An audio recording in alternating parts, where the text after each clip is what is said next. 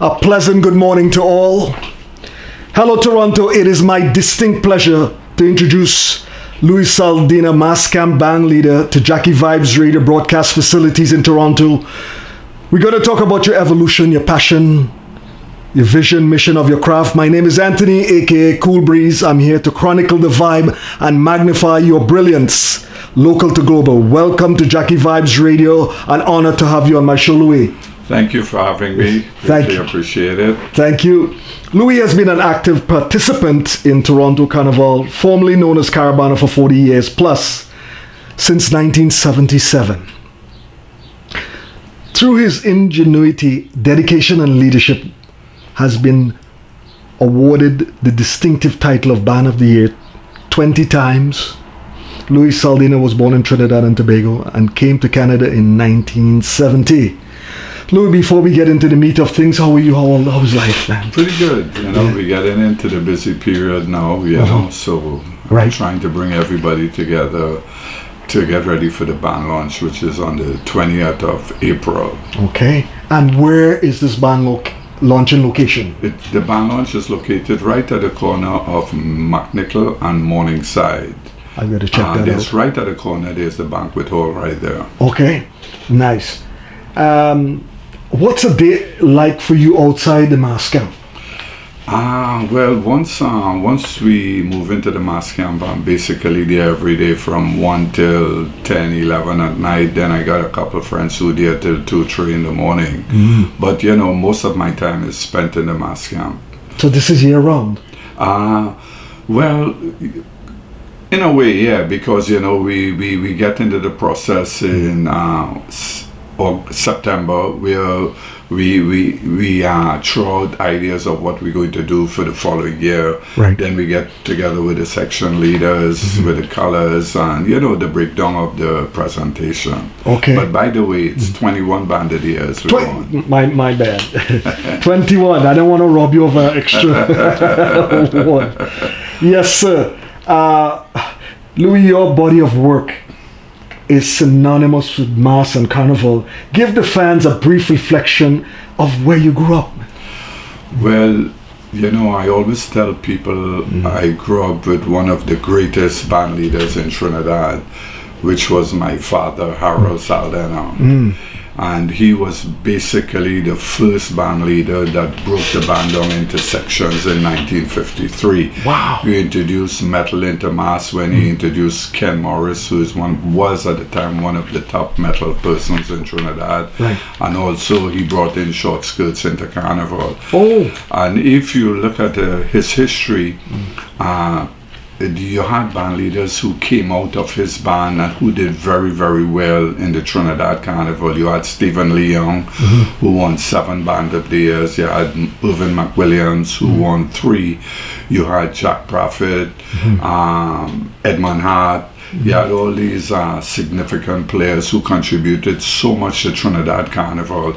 And that was in the era when Mass was Mass. Right. As you know, in those days you used to play a Mass, but now because of the young people change designs on the Carnival, it seems that now they're playing their body. Yes, this is true. Amazing. So the thing about it, I was very fortunate to grow up in Mass, and that's why people said to me, how difficult it is since I've been involved in Toronto Carnival, how difficult it is to participate and bring a band. And it came very easy for me, right, because of my father's history and growing up in Carnival. And I knew what I had to do. So the table was more or less set for me. Right, and the passion is there, and the regimen. The passion is still there, and one of the key things is, it's that making my Caribbean people feel important.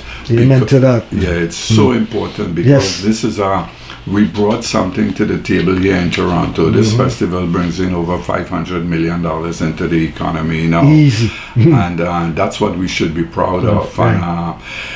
But the thing about it is we have to find a way how we could share in that $500 million, because you have the provincial government and the federal government which benefit mostly from this festival. Wow. And then you have all the rest of the people, you know, the airlines, the hotels, the merchants, all these people benefit from the festival. So something have to come back to the community. I agree. That's quite the illuminating explanation.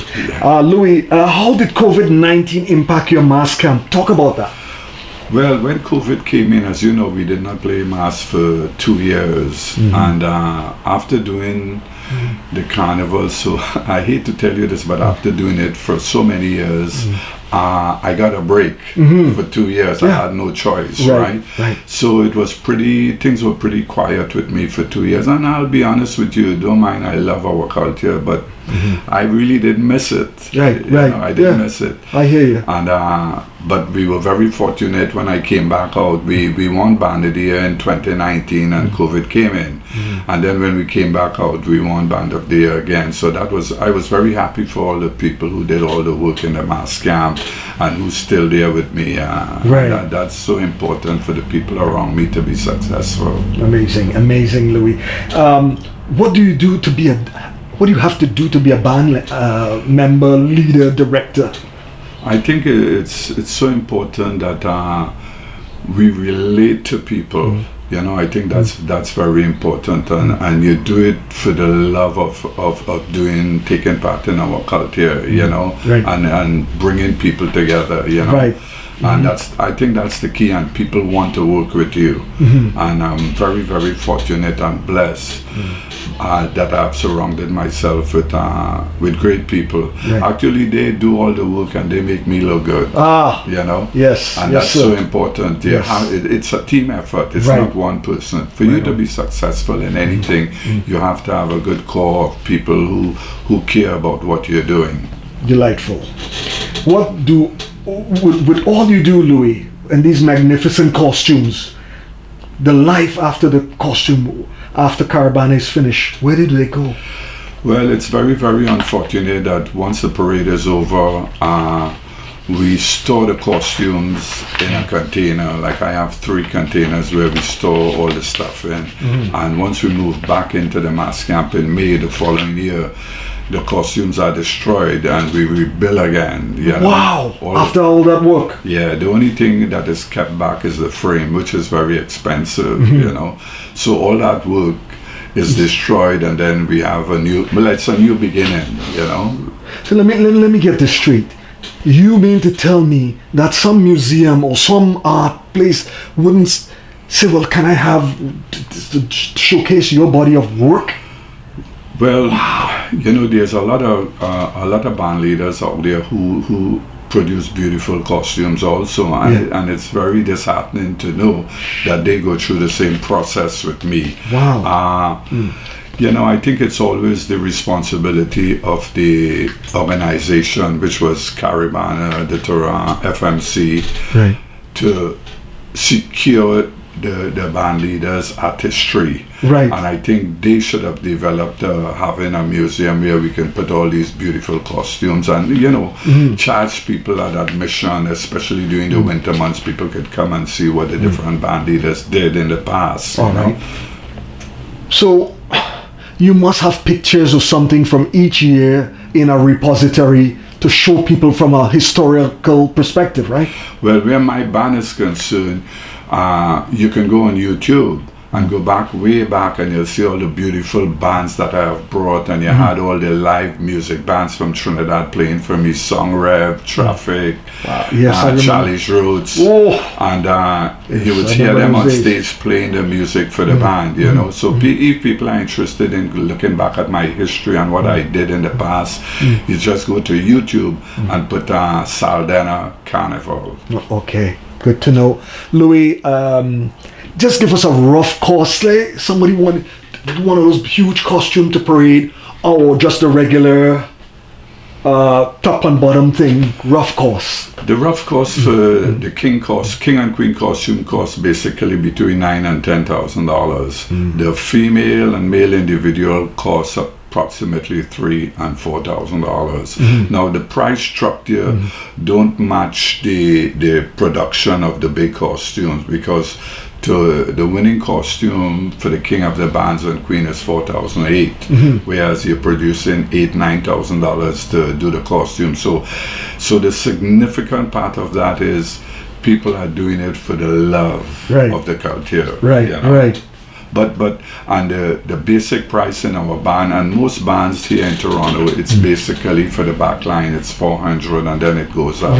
Right, increments. Right. Yes. But one of the things I want to tell you, we do have an increase in prices over the years, and you know, from the consumer point of view, people think that wow, it's getting out of hand, but when you compare the prices to Trinidad Carnival, we are basically more or less 50% lower than the people that is paying for a costume in Trinidad. Oh, but, incredible. But what I would like to say is, 7 years ago, a mask camp cost $25,000. Right now, for the past 3 years, when the market has went so crazy, a mask camp is costing me now $73,000. That's for the year.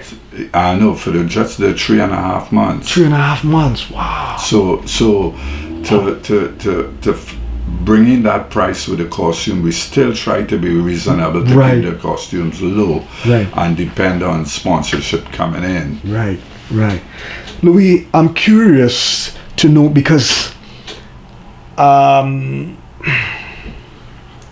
real estate from year to year, location to location, must entail some kind of logistics and duration of the camp not in use. Can you elaborate on that, please? Well, the thing about it is we normally get a different mask camp every year, different location, right? Because to keep a permanent mask camp, it's a warehouse, and to try and to maintain the warehouse, you have to swing it into a banquet hall. There where you keep two parties, and police come and said, hey, this is not a banquet hall, and they shut you down. So to go through that process with having to put 3 extra doors in emergency, sprinklers and so on, it costs $200,000. So that's why you find band leaders are don't have permanent mask camp, because the maintenance is the key to everything. Right. Now, Louie, how do you ignite innovation and climate change with your mask camp? Well, the thing about it is, you face different sequences year to year, and you base your decision where the market is concerned. So it's not difficult to adjust as different patterns come and different eras come. You have to adjust. Right, terrific. I've always been, perturbed, a little bit confused as to why these bands on the road, some of them are late and so vastly spread out, and the fans get frustrated looking at why is the whole half an hour of three-quarter a band haven't come across yet since the last one. Tell us a bit about that. Well, I realized that there was an issue with spectators seeing bands every half an hour, but I'll tell you the reason why that happens. When all the bands are lined up to go on stage, like I'll draw an example, if there's a band in front of me, that band comes off stage and leaves and come onto the lake shore. Now remember, the size of my band is about 4,000, so it takes us an hour to cross stage, so you'll get that. So you will get that gap now to make up, right? But to offset what you said here, which I thought was most critical, and I am out there trying to please the spectators. When everybody is starting up by the stage, I am at Dufferin Gate going west, going away from the CNE, going away from the staging area. So once I make that turn way down at the bottom, by the time I starts at 10:25 in the morning, whereas the parade up by the stage starts at 11. So when I make that turn going west, you're correct, there's lots of spectators, right? So I'm coming up the lakeshore now to the CNE, and it's packed with spectators. Now think about it, if I do start there, it would take these people down there 2-3 hours before they see the first band. Are you serious? Yeah, and hence the reason why I start at Dufferin Gate and go west. Okay. Sensational, man. Louie, let's unpack this scenario. We thing. When you say we thing, I used to think back in the days like we had it together. But you pointed out to me years ago, when we say we thing, what do you have to show for it? For example, a building down on Bay Street, community center, land in Markham, people are benefited from the Caravana events, and the biggest money maker, we getting the minimum rate of return in this town. So this we thing has no impact when you have a pot to piss in or a bag to trade out, so to speak. Yeah. Well, I'm always speaking about that when people say this is we thing, right? Because what do we really have to show for it? You know, this festival started in 1967. Right. And when I sit down to deal with the administration, let's say for the past 4 or 5 years, right? And they are responsible. My responsible really is to just bring a band in the parade. Right. The administration supposed to, you know, build on what I am bringing to the table, what the rest of the band leaders are bringing to the table. But we are bringing the product. Right. It's up to them to sell the product. Right. Really, right. They can't leave that responsibility on you. No. You done your part. Yeah, I lengthy hours producing my band like everybody else. That's my responsibility. They have to administrate the festival. Right. And they have that opportunity to build on it, right? But I always tell them from 1967 till now, if I went into a coma and came out of the coma now, what improvement have they made with the festival? Amen to that. I like that. What have improvement? I have improved. Right. I started with 83 people in 1977, and my band went to 5,000 people. I have improved, but the administration haven't improved, and that's the problem, because you know, we as West Indian people have brought something to the table, and we have to find a way to share in that $400-500 million. So when we say this is we thing, you know, I step back and say, how could they say this is we thing when we do have at least 70% of the market value? Right. You know? True. And we have to find a way, because there's too many people benefit from this festival except the West Indian community. Quite the illuminating explanation there, Louie. Trinidad and Tobago culture. Some of the pan men have to come abroad to make money. Radio stations playing artist soca songs, 10 out of 200 and something songs that were made for Carnival. Calypso music becomes seasonal for 3 months. It's totally ridiculous. While we pong reggae, no problem, year round, and our music is the only music on the planet that is seasonal, man. How does that enhance and enlighten your perspective? Well, the thing about, I have a personal view on that, right? I don't mind, especially in Trinidad where they mostly playing reggae. But the thing about it is we have the steel, that's our culture, the steel band and calypso. Right. I think all these radio stations that are in Trinidad, there's a rule should be passed that your quality of music is supposed to be at least 60% of our culture. You see my point? Which is steel band. Yes. But one of the next things I have said is that again, it goes back to the government, and I'm going back all these years, you know. I'm with you. I always believe that they have to do something to protect the people who have built this culture, the steel band, and calypso.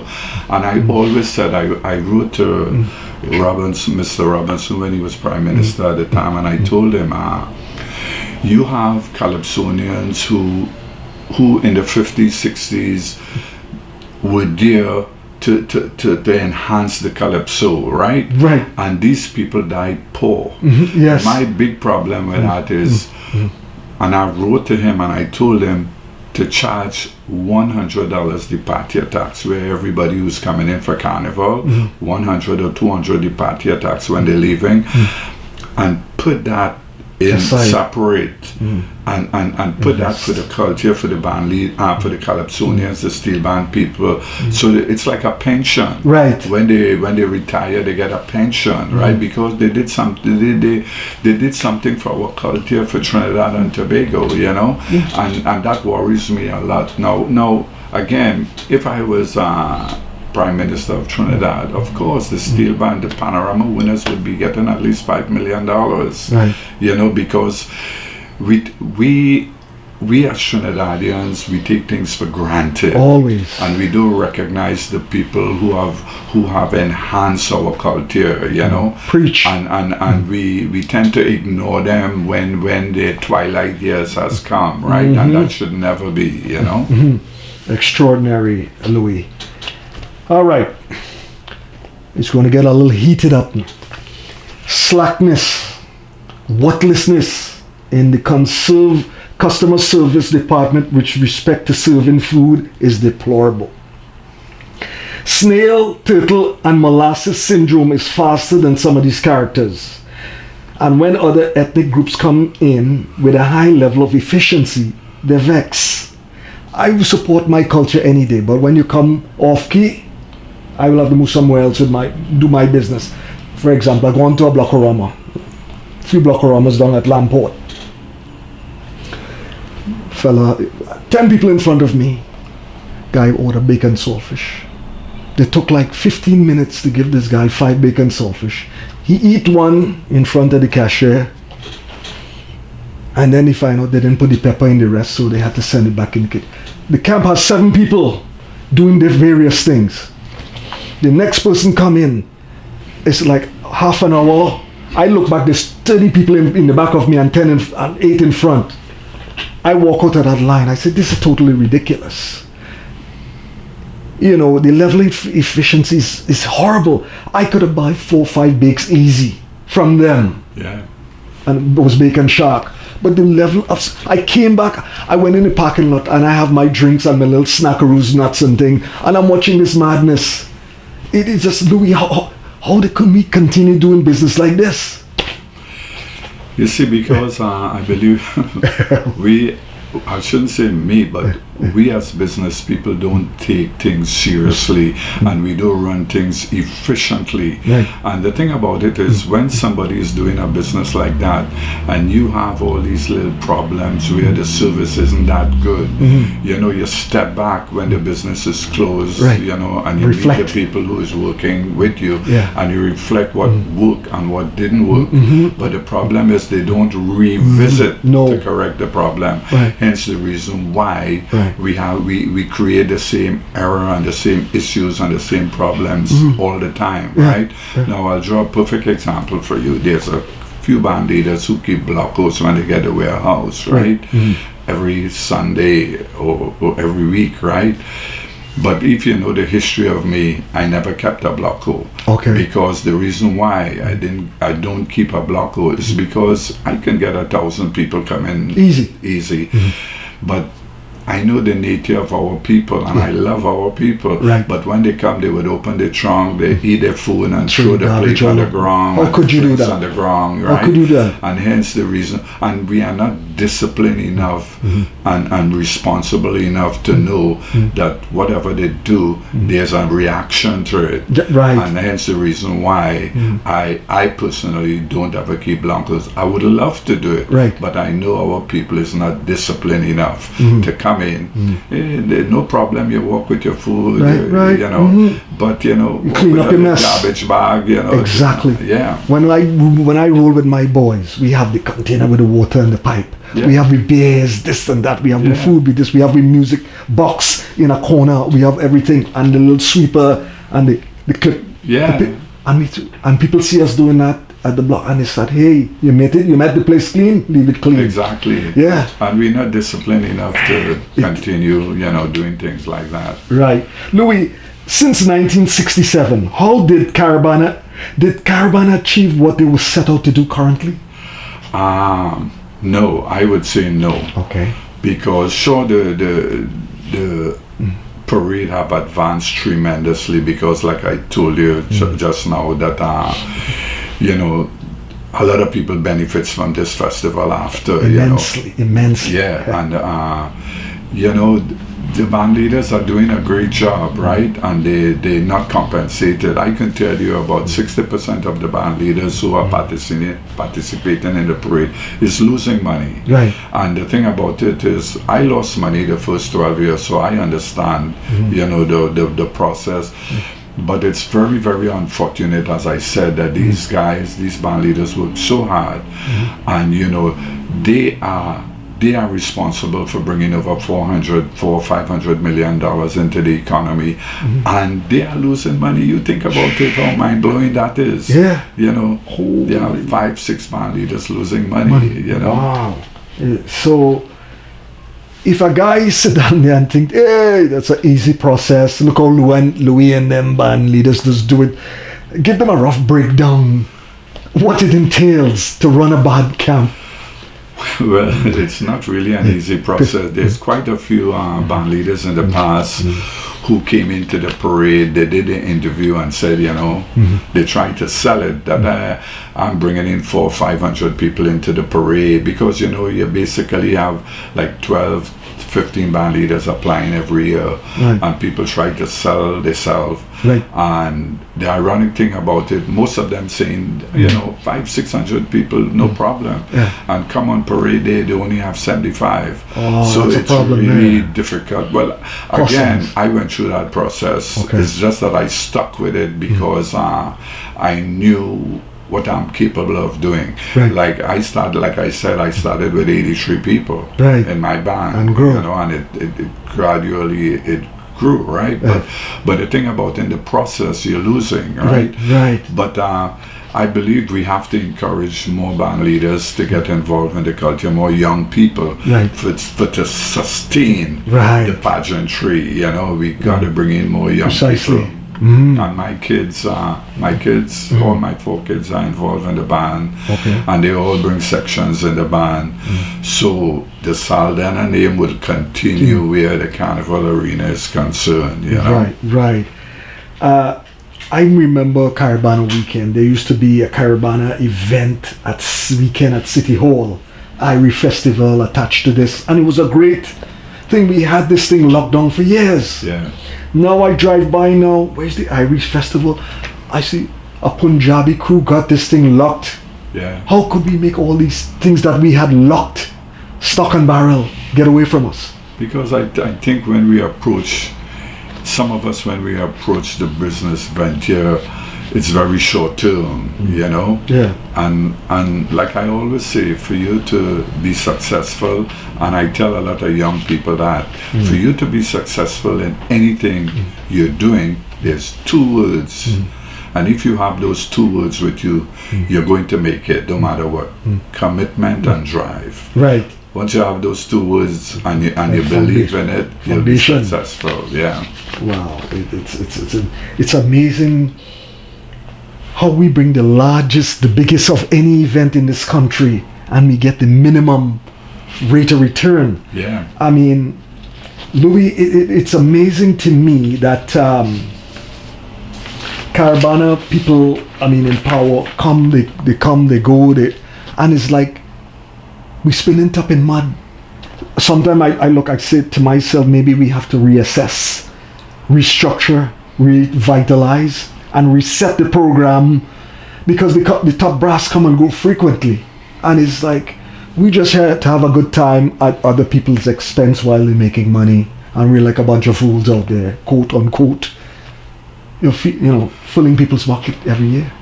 Yeah, I think one of the key things that we have missed, where the administration have missed, is that you have to work closely with the product. Right. If you work closely with the product, which is the mass, the steel band and calypso, and you find out their needs, and you always have to build something with the product.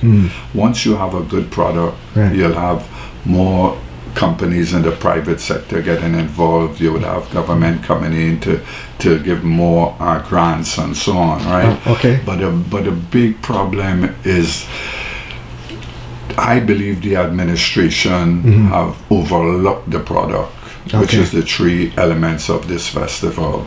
You know, and I believe that this new administration that is in now, I believe they mean well. I really believe that this administration coming in here could take us to the next level, but everybody have to work together as one unit. You know, once we start to move forward and start to gain some momentum, you would hear the echoes in the background. This person is stealing this, and this person is stealing that, which hurt everybody in the long run. You know, and it's sad. You know, I mean, Caribana should have a robust portfolio in the current program. It doesn't meet our expectation, in my humble opinion. They said Caribana was part of the emancipation, correct, to free the people. Right. But yet, when you go down to the Dufferin gates, they're charging people to come in, all different prices to come. People break down the gates after, and everybody coming free after. Yeah. I don't understand either it's free or it's not. Yeah. Well, the thing about that is we have to step back and look at the expenses to run the festival from the administration point of view, and the CNE grounds charge approximately $176,000 to hold the parade inside here. Then you have the fencings, then you have the washrooms, and then you have these incidental expenses. You know, it runs up the police. It runs up approximately $1.5 million to run the festival, and that's bare bones. So we have to find a way to ensure to stable the festival, and I think there's some charges that we as Caribbean people have to support, right? Because we go and hear all these big singers, Air Canada Center and so on, and pay $150 easy. And no qualms. Easy. Easy with drink and food. Yeah, you go to Trinidad for Carnival, you're spending, for your duration there, you're spending $6,000-7,000 US. You're going to parties that is $1,200, and there's no qualms, there's no argument. I see it. But here, you know, preach. You know, Caribana money, I think, should be invested. I'm always curious about the long-term effect and what strategy they have in place for a dynamic investment portfolio, man. Because we have, over the years, we have gotten some people who well-versed with money and finance, economics, and we just still in the same mess. Correct. So one time, I used to work with this lady who did payroll. She said there was a Caribana event years ago, and let's say they had about $90-something thousand to check. So they had 7 people in a room. One was a HR, human resources payroll woman. This what the reverse, and an undercover cop. 7 of them, when they checked, had 7 different amounts. This is something like you see in a movie, man. I thought it was comedy. It's like, well, you see, the thing about that is that, you know, I think it's the failure of the administration over the years. They're not thinking that far ahead. Right. Where they can capitalize and be self-sufficient. Right. And I think with this new administration, they thinking far ahead, having their own building, having a building where all the band leaders could have their big costumes, and people pay to come and see it. And I think this new administration have that vision. At least they're saying it. Right. Is to capitalize on it. That's it. I mean, you cannot have a shark infestation in an organization and incompetency and expect the organization to progress. Yeah. We went through a lot of that in the 80s, 90s, chunk of the 2000s. Yeah. Yeah, it's well, the key thing about that is we have to find a way to work together as one unit. Thank you. And that is the big problem we face out here in our community. Thank you. For us to achieve our goals, like I always say, people said, Louie, how what's the key? 3 years ago in Black History Month, a lady called me from the city of Toronto to get involved, which I did, right? To talk about the history and carnival and where it came from. And she said, Louie, I want to ask you a personal question. Why are you so successful for 40 years doing this festival and you haven't failed? The key to it, and I always tell her that the key to it is having the right people around you. Right. And those people, and the people have been with me with some of them 12, 15, 30 years. And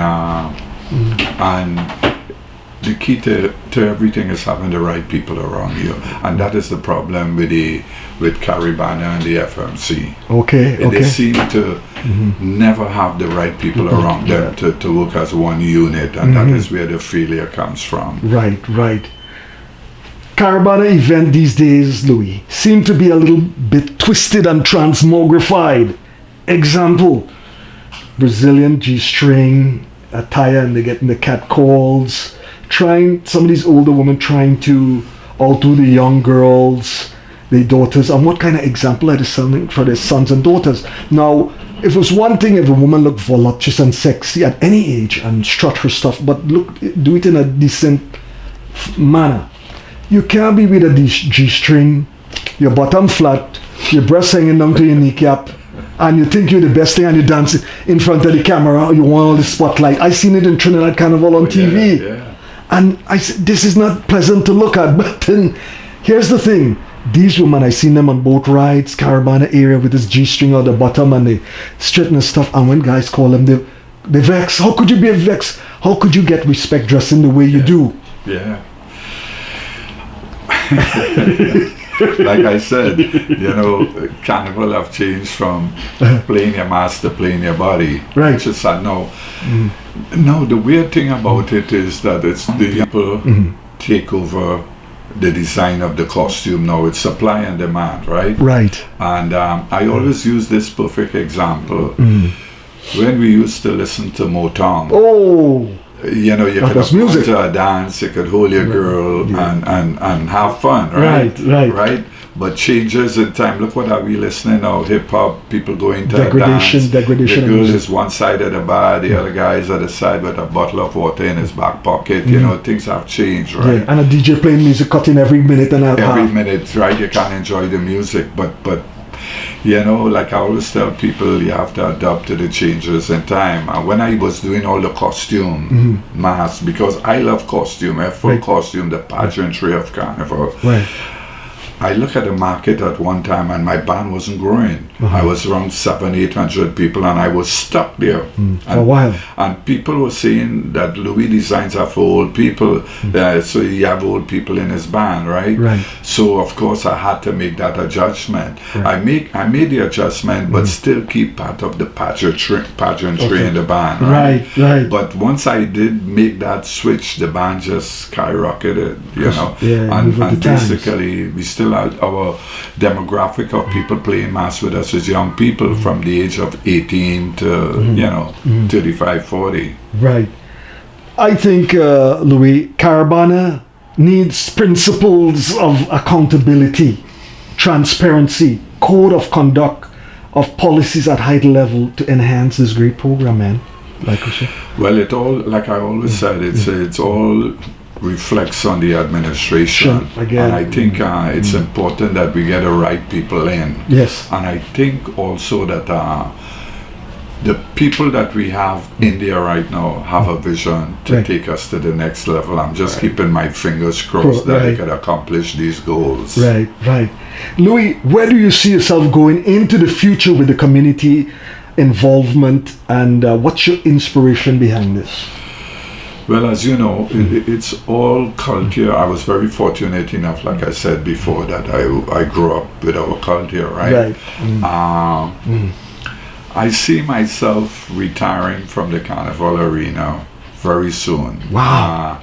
But my children would definitely take over. I have 4 of my kids involved in the band. So the history of the Saldenah in mass is over 75 years, adding my father time in. So I think we would be in good hands. Okay. But my big concern is the administration. Parts. For those young people coming in, you know, they got to set that example where these young band leaders feel very comfortable and they have their goals in mind, not worrying where the next dollar coming from to produce the band when we bringing in $500 million.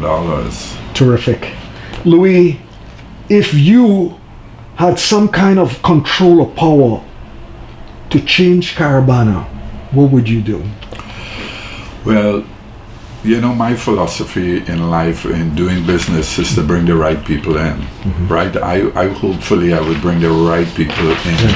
And my main objective is that our West Indian community is sharing in what we're bringing in. We have to find a way to share, at least get 10% of that for 500 million. And the key is sharing, because, you know, we have a way of, and I want to be correct with my wording. Yes. We have a way of getting to that position.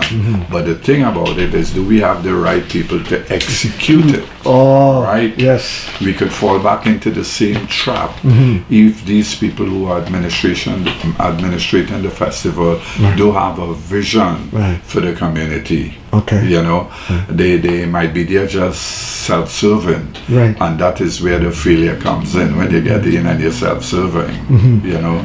Right. I had a talk years ago with some cats, and because found out I was on the radio, and they said to me, KoolBreeze, why is it the racial component of band leaders seem to be high-colored Indian? I never really saw it as that, but it just brought awareness.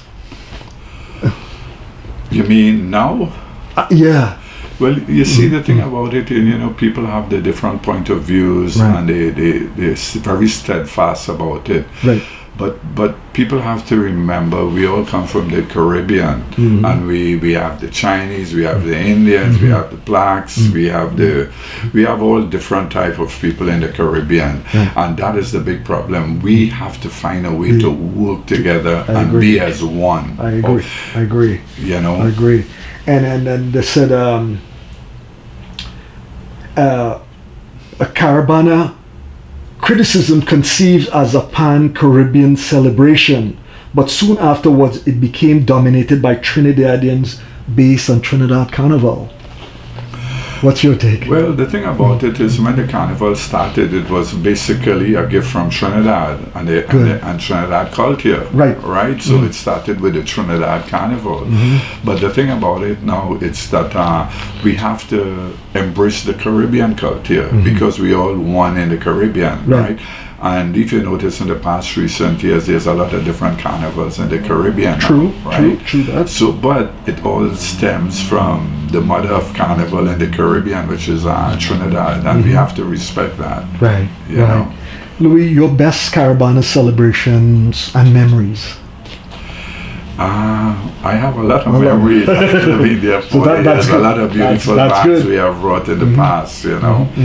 So we had good memories, and the thing about it is, my main objective was bringing our people together and making them feel important. Our Caribbean people feel proud that, hey man, look, we really brought something to the table, and we have to just find a way to share in it. That's all. Yeah, that's it. Difficulties in running a mass camp? The difficulties in running the camp, it's basically the one of the key things is the upfront expenses. You know, and a lot of failure happens with young band leaders because of the upfront expenses. Right. Now, what do you see in the future grooming people to take over and carry on your legacy? Well, like I said, my 4 kids are totally involved in the band, and I know once I stepped away from the carnival arena, they would bluntly continue. There's no doubt about it, because they are all section leaders from the band. But I think one of the most important thing is, we as cultural people and the administration have to develop workshop for young people who want to participate in the band, and as a stepping stone, let them know what it is that they're going to face and what it is they have to do to be successful. Okay. So that is one of the key elements that we neglect. Okay. You know, to bring in young people in and doing workshops. I'm always happy to do workshops with people to assist them. But you know, our Caribbean people have a lot of pride. Yeah, they do. So they just don't want to come forward and say, Louie, could you come and assist me? But I do help a lot of band leaders. Okay. I do help a lot of band leaders. Nice. And this not just goes for mass camp, it goes for the steel band society. Well, I think all three cultures working hand in hand. Right. And again, we have to develop workshops to also help the steel band and calypso. Like I said, we have to work as a unit. I've spoken to the calypso and the steel band people already, and I said that you got to work with the band leaders because they have. A lot of them have good websites, and we all have to communicate together and advertise. You know, when everybody's having an event, and we all come in and help. After all the accolades, magnificent costumes and award, which one stands out most to you and gives you the most pride? Well, I've brought so many beautiful bands that I'm surprised when I look back at my work that I can't believe I did it. Right. But one of the best bands I thought I have brought was the band was just about 400 or 500 people. We were in a university. The name of the band was A High Mask. And while we were moving, we had a rainstorm. And the rainstorm destroyed the whole band. Was that in the 90s? Yeah, and it was just it only lasted about 5-10 minutes while we were moving. Ooh, wow. And I was very disappointed that the spectators didn't have the opportunity to see the band. And I thought that was one of the best bands that I've brought. But, you know, the record shows that, you know, we brought a lot of nice mass here in Toronto. Yes. Louie, your cultural footprint is significant in what you have made in Toronto, man, and I hope you continue your journey and your kids take on that legacy and so on. Tell the fans again, when is your band opening? My band launch is on the 20th of April at Chanjuni Banquet Hall, and it's corner of McNichol and Morningside. Anybody wishing to get advance ticket could go on ticketgateway.com or they can give me a call at 416-560-4419 for advance tickets. Right. And where can fans find you on social media platform? My social media platform, Instagram is at Saldenah Carnival. My YouTube is Saldenah Carnival. And my Facebook is Louie Saldenah. Yes, sir. Now, Louie, I said, every time I meet, I said, I hope to God I put my hand on some money where we could go to Niagara Falls or Barrie or some nice little town and start something fresh and do it correctly. I'll be calling you in the middle of the night. Louie, wake up. Hear me out on this one. We got a project here. And just grow it every year. People come out. Don't get me wrong, I like the Caribbean thing, but I used to enjoy the Barrie and the Hamilton line because it was more conducive for family. You're there all day, and it was just a nice feeling, man. Yeah. I wish I wasn't bringing a band in the parade. Then I could have focused on Barrie and Niagara Falls. But you know, my 3 months in that summer 3 months is locked in totally. You know, because you know you don't want failure. So we focus on producing the band. Yeah, or maybe have some kind of a nice block party in one of these towns or all the family / event blah blah blah.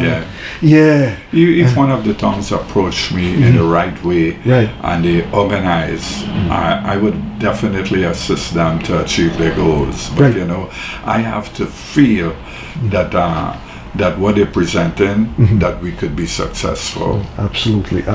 And you know, Jackie Vibes Radio is we're big supporters of your always band launching. Even my days at Radio Regent, when you graciously came down and tell the stories. Never forget those. You can see those videos up on YouTube, and this one will be going up later on as well. Louie, thanks for taking the time to bless us at Jackie Vibes Radio Channel 3 and Channel 1. Thank you for your correspondence. I appreciate your time. Thank you very much. I appreciate your perspective. Thank you, sir. Thank you.